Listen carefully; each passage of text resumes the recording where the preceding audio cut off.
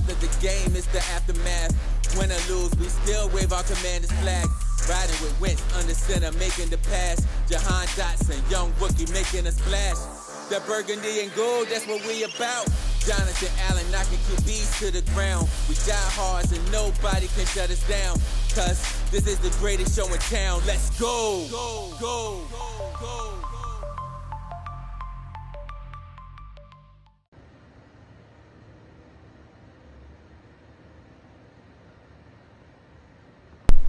What's good, Washington Commanders fans? All right, so day 3 of the Washington Commanders Mini-Camp has wrapped up.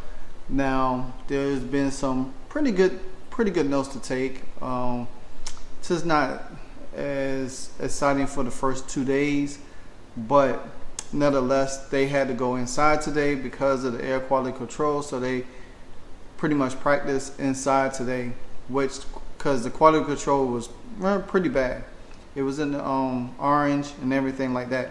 But nevertheless, the Commanders practiced with a 90-man off roster. So Terry and Dotson got some drills, individual drills in today. They even showed Jahan Dotson with his fast feet work going through drills. So that was pretty good to see. Sam Howell.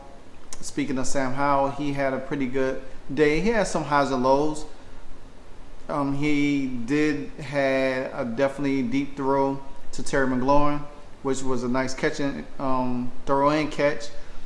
Kind of dicey, but he made it.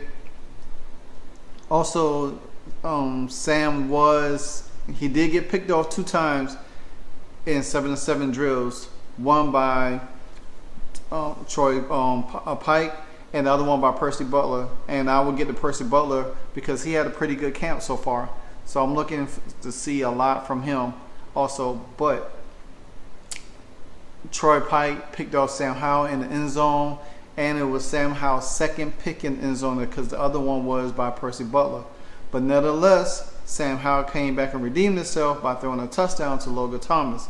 So that was I think that's what I like about Sam Howell a lot, is because he definitely can recognize his mistakes. Once he makes a mistake, he comes back. He doesn't let it hinder him. He doesn't let it bother him. He doesn't let it affect his psyche. So that's a good thing about Sam Howell. I like pretty much. Now Sam Howell also had an accurate throw to Jahan Dotson, which he threaded the needle, and I just don't understand the mainstream media, and I probably won't get into much about it because the mainstream media says that, hey, the Washington Commanders have an excellent roster, a very talented roster, but the quarterback decision is a question. But nevertheless, they're not trying to even give Sam Howell the benefit of the doubt. And I just think that, Sam Howell, with him now going through OTAs and minicamp right now, he's going to be walking into training camp as QB1. Now, nevertheless, Ron Rivera did say because he's going to be QB1, that doesn't mean. But I think Sam Howell, by the time training camp is over, Sam Howell will be the starting quarterback the first game of the season for the Washington Commanders. So I'm not too much worried about that. Sam tossed a perfect pass also to Dax Mainline in the corner of the end zone, and then he had one to Gibson in the red zone. So he even though he threw 2 back-to-back interceptions, he did redeem himself by throwing touchdowns, and that's what you want, a quarterback that can shake it off. He moves on to the next play. He doesn't really, you see some quarterbacks out there that they throw an interception and they can't never get their mojo back. It harps on them, and then everything snowball downhill because they'll come back and probably throw another interception after interception. And you see the greats like Tom Brady, Aaron Rodgers, Peyton Manning, Drew Brees, so forth and so on. They shake that stuff off. It's been a game that I've seen Tom Brady throw 2 interceptions, but guess what? he comes back, throw touchdowns, and then end up winning the game. So that's what you want. Now, my prediction for Sam Howell this year is 25 touchdowns and 10 interceptions. If he can do that, then guess what? It will be beautiful. It will be beautiful. So, nonetheless, Sam Howell has, like I said, he had his ups and downs, and something that we have to expect in OTAs and training camp. Sam Howell is working with a new offense and a new offensive coordinator and Eric Bieniemy that's going to demand a lot from him. And I love how Sam Howell is handling it so far. He's taking this drive, he's handling it because he knows that he's going to be the man. Despite Jacoby Brissett there, I give Jacoby Brissett a lot of credit because I wanted him a few years back when he left the Patriots and he went to Indianapolis after the Patriots. I wanted him then because I felt like if we had got him back then, we would have pretty much kept the quarterback room evenly all across the board. Also, Emmanuel Forbes had a good day, but I'm not going to get to him yet. I'm going to get to Percy Butler. Percy Butler has had a strong spring, in which I expect because this is second year, and like he had a rough first year, but now, because if they decide to, say for instance, they decide to move on from Kendall Fuller and they move Forbes over there, Percy Butler is going to have to step up, and you know he's been doing pretty good, and he has been showing a lot of growth this second time around. So I'm looking forward to see what he can do this year. I was really high on him last year. I thought he could have played at Buffalo nickel, but I guess, you know, Jack Del Rio didn't see enough from him where he was ready. So at that time, it's going to be this time around. I think it's going to be really, really good for this young man. So I'm excited. Like I said, I was supposed to have other couple of videos today. I'll probably do them this weekend because it's been a pretty rough week for me. I've been tired and not sleeping well, and you know, so trying to catch up with everything. But the videos that I want to do, I definitely will try to get it done. Most likely, I'll probably get it done like Saturday and everything like that. So moving right along, I'm going to jump right into Percy Butler. Not Percy Butler, but Emmanuel Forbes. Despite everything, Emmanuel Forbes has had one hell of a OTAs and a hell of a minicamp so far. I mean, now when training camp starts in July, I cannot wait to see what these guys is going to look like. I'm telling you, I'm just thinking about it in my head, just like fascinated just to see how this defense is going to look in practice and everything, because training camp is going to be every day. Then, you know, preseason will come in August, so they're going to have a whole month. And then you really going to see things ramp up a lot more. But for what I have heard right now from this, you know, from Chase Young looking good, looking explosive, Ron Rivera's happy for what he sees. Montez Sweat is getting the burn. He's looking good. But Ron Rivera and everything, they love what they see from Emmanuel Forbes. Emmanuel Forbes is pretty much described as he was in the SEC, even though we can't go back to the draft and talk about who we wanted, and it's no worries about that no more. What now we need to focus on the guys that's here, you know, and making sure that these guys is getting the proper, the proper practice, you know, also making sure that we give them the proper respect that is due, because they are part of our team. We are fans of this team. You know, we still could critique them, you know, when they do something wrong or They're not holding their own. It's our job to critique them, especially us as influencers and content creators. That's our job, to make sure that we give proper respect, and hype our team up, but be realistic at the same time. Not get so much head over heels with one person. This is a team thing. Everybody looks like they are who they demonstrate. Like Chase Young has a big year. Montez has a big year. These guys are gonna come out like beasting, like gangbusters. Emmanuel Forbes, he's gonna be the new kid on the block. Quan Martin, the new kid on the block. These guys is gonna contribute early, not late, but early. Like Ron Rivera loves what he's seen from Emmanuel Forbes. He's a ball hawk, he said. He does time it out very, very well. The way how he goes for his interceptions and everything like that. So that's what I like. Also, he does put himself in position, which a lot of young cornerbacks that come in the league, they don't do that in practice or in OTAs. They don't know how to put themselves in position. I think they kind of like go with the flow type of deal. And now, but you can see that Emmanuel Forbes and Quan Martin, they both come in, they hungry, they want to learn, they ready to put their talent on this defense to help, because if the front end is fine and the back end is fine, you got a complete team. Like I always said before, he's working against a lot of the best route runners, Ron Rivera said, in the league, like Terry Samuels and Dotson. So definitely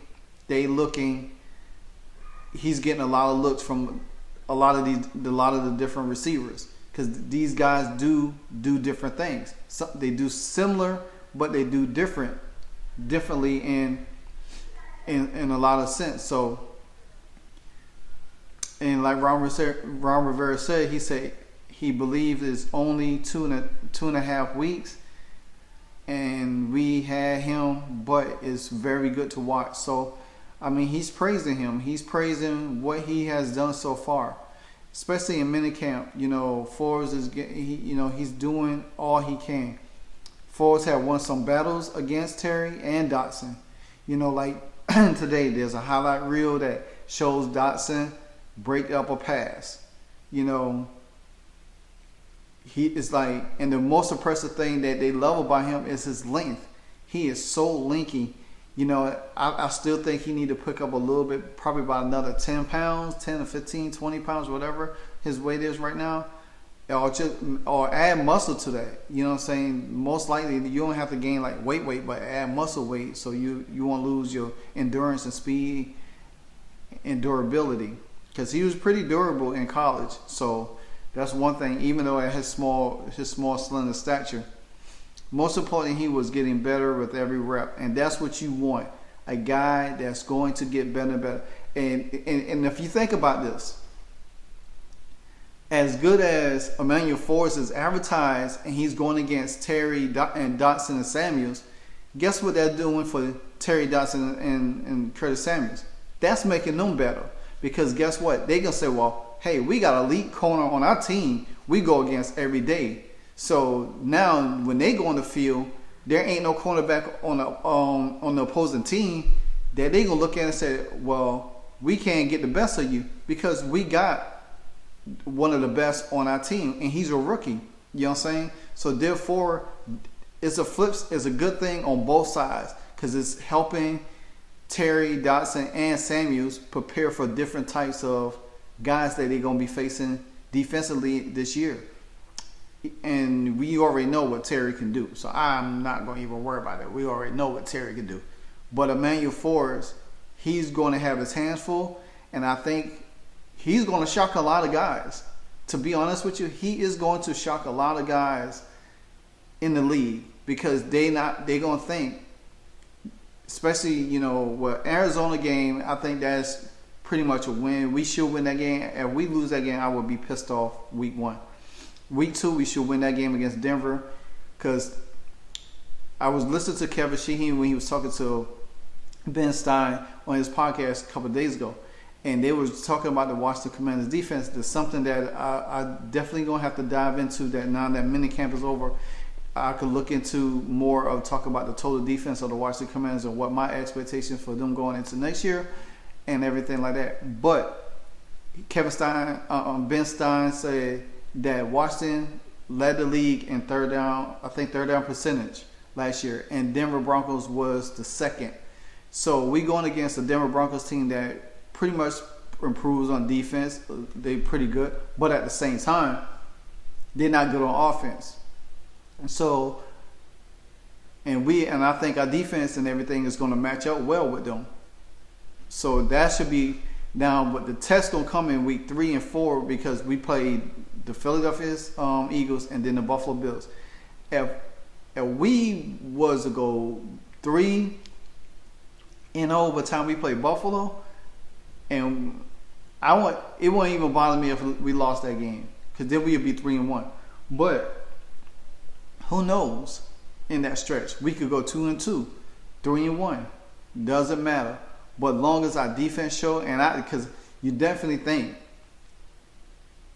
Emmanuel Forbes is going to get his taste against Stephon Diggs. He's going to get his taste against what's the other wide receiver for Buffalo? I can't remember his name right now. So, and you know the Philly, so we already know what that matchup is going to look like. But Forbes was matched up against Dotson today, Washington's other number 1 first round pick, and Forbes looked good in coverage and stood out very well. Like I said, it was his length, and he blocked the pass. He stopped him for catching. And so my thing is this: Emmanuel Forbes is, like I say, he's everything that's advertised, and he has had a really great OTAs. The OTAs for the last couple of weeks was great for the Commanders. The minicamp has been good because you was able to get back Charles Leno, Montez Sweat, and Chase Young. And every narrative and everything is based around Chase Young. But Chase Young is ready to roll. He's ready to play. I'm telling you, this defense got me so hyped right now. This defense got me so hyped. I have not seen a complete defense in the league in a long, long time. A long, long time. I think you could go back to the Patriots in their early runs when they had great defensive line and corners, when they had Ty Law and I think Lori Malloy also back there, great shutdown corners. You could look at the Jets when they had Revis Island, but he was only by himself. So you could look at Legion of Doom with Richard Sherman, and they had another guy, but it was more cover. There wasn't too much man, but still, nevertheless, there was some great defense. I just think that people think I'm crazy when I say this. Washington has the best defense, or the second best defense. I'll say it like this: 49ers is 1A, Washington is 1B. Whoever's 2, they could fight that out. 1A, 1B.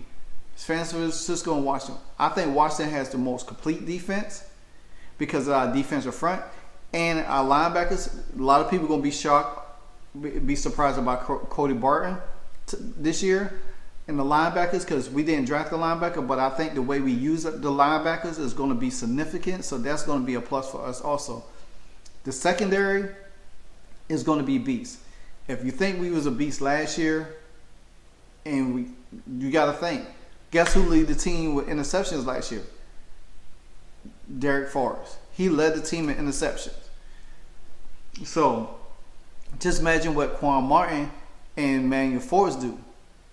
If they got interceptions, it's going to create havoc. Teams is going to be scared to throw against us. They're going to be scared to go throw against us. I'm telling you, if we come out strong the first 2 games of the season, especially against Arizona and Russell Wilson and the Broncos, and we beat them, and I ain't talking about them like a 19-17 or doom scores that we was getting last year. I'm talking about dominant by like a 2 touchdown or a 10-point game, beat them by 10 points or more. That's what I'm talking about, dominant. And going into Philly is going to make Philly think about us differently. They're going to have to look at us totally different.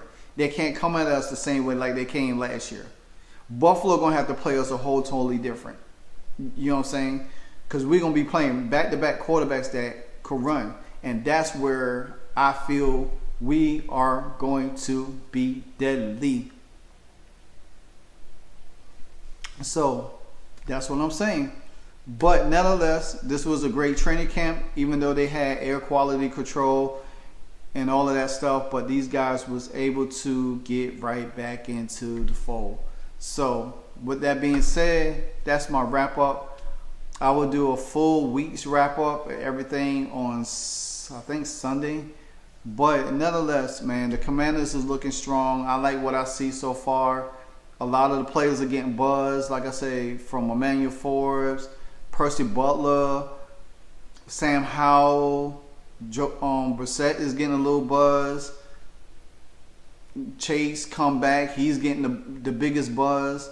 Him and Montez. So I like I said, I love what I see from these guys, and I hope that they continue to thrive going into training camp and definitely make some noise. So until then, guys, comment, like, subscribe. You know what to do. Anytime I drop a hardcore video, hit that notification bell and you'll be directed to LiveWire Sports Entertainment. Until then, guys, salute, and I'm out.